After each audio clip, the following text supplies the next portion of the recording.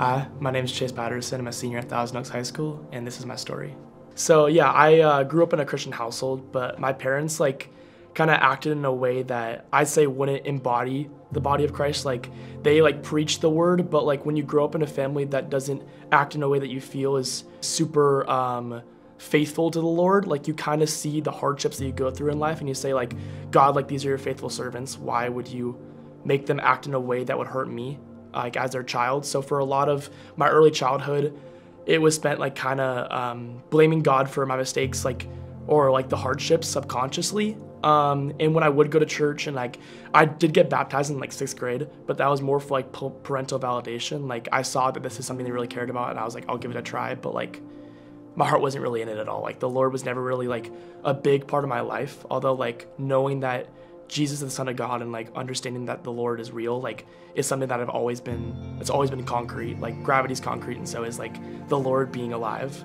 But I never really had a relationship with him. There's a quote from Drew Walton that was when you get closer and closer to God, the enemy targets you more and more and more and tries to tug on you and then force you away from the Lord. And that really found its footing in my life.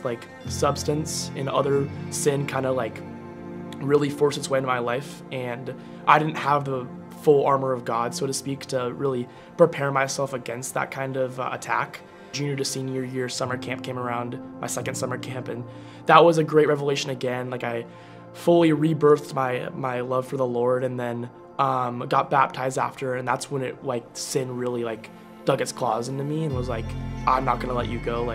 I want you to be as lonely as possible. I want you to suffer as much as you can. And then around January, I had a lot of introspection and revelation. I kind of realized if I want to delve into the Lord, it's gonna be all or nothing. Which also really coincidental, and I know that as a Jesus thing, I know as a Lord thing, is that the mission trip was coming up.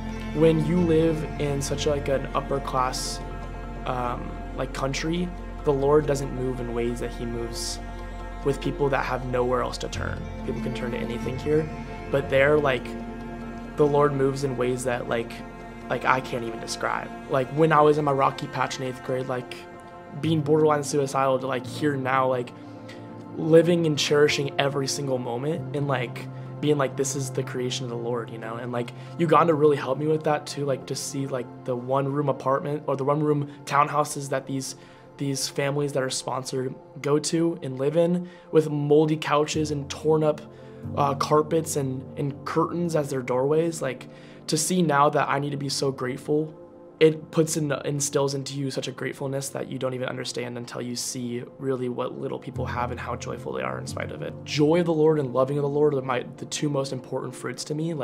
Just fully showing that God can not only be merciful and powerful, but he can also be loving and really show and be a caring father to someone. That's just something I've never experienced before. Obviously my parents love me, obviously my parents care for me, but it's just a love and a joy that I've never experienced before. So that was kind of the Lord moving in my life.